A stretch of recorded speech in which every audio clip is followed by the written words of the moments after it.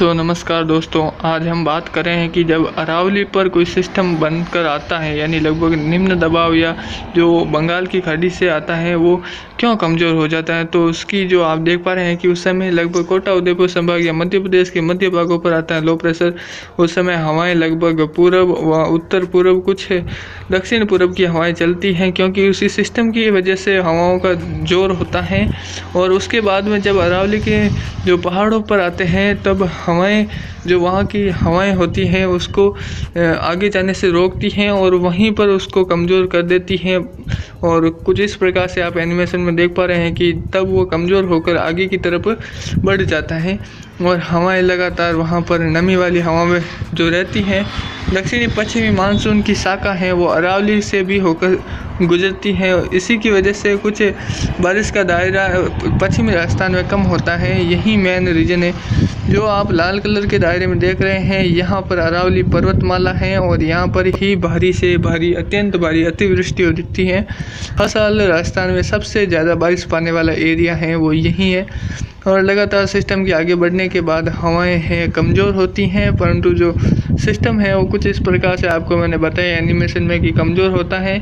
पहले मध्य प्रदेश के मध्य भागों पर कुछ भी उसको असर नहीं रहता है। उसके आगे बढ़ते ही कोटा उदयपुर संभाग से जब भी आगे निकलता है तब उसमें कोई कमी है वो होने शुरू हो जाती हैं। जब वो अरावली के मध्य भागों तक आता है तब सिस्टम में कमी बेहतरीन तरीके से झलकने लगती हैं और बहुत ज़्यादा कमी के रूप में उभरता है। और लगभग वो जो दक्षिणी पश्चिमी मानसून की शाखाएं होती हैं, जो हवाएं होती हैं, वो उसको वहीं पर कमज़ोर कर देती हैं और सिस्टम कमज़ोर हो जाता है। जैसे ही अरावली के पहाड़ों के मध्य से टकराते हैं सिस्टम उस समय कमज़ोर रूप में आगे बढ़ जाता है। और कभी कभार ऐसा हो जाता है कि जब सिस्टम बिना टकरा मतलब जो बिना वहाँ पर कमज़ोर हुई आगे निकलता है, परंतु ऐसा 100 में से केवल 5% होता है। बाकी 95% ऐसी संभावनाएं बनती है कि लगभग सिस्टम आगे नहीं बढ़ पाता है और कमज़ोर होकर वहीं पर ही ख़त्म नहीं होता है, परंतु सर्कुलेशन बन के आगे निकल जाता है, क्योंकि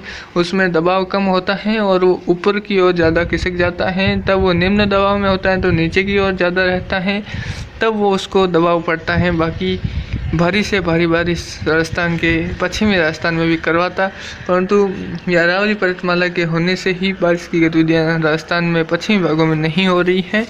बाकी आने वाले समय में बारिश का दौर बढ़ रहा है और कुछ नमी वाली हवाएं हैं वो तेज़ी से राजस्थान में मानसून की शाखा वाली हवाएं हैं वो लगातार बढ़ रही हैं। इस साल भी यही दायरा है जो आप अपनी स्क्रीन पर देख पा रहे हैं।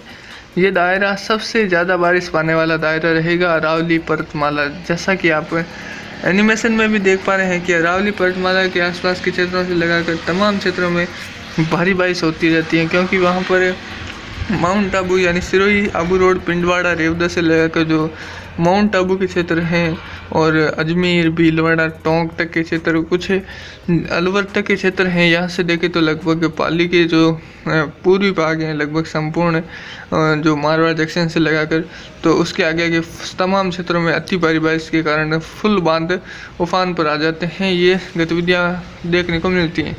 तब तक के लिए हमारे चैनल को सब्सक्राइब करें। ओके, धन्यवाद, जय हिंद।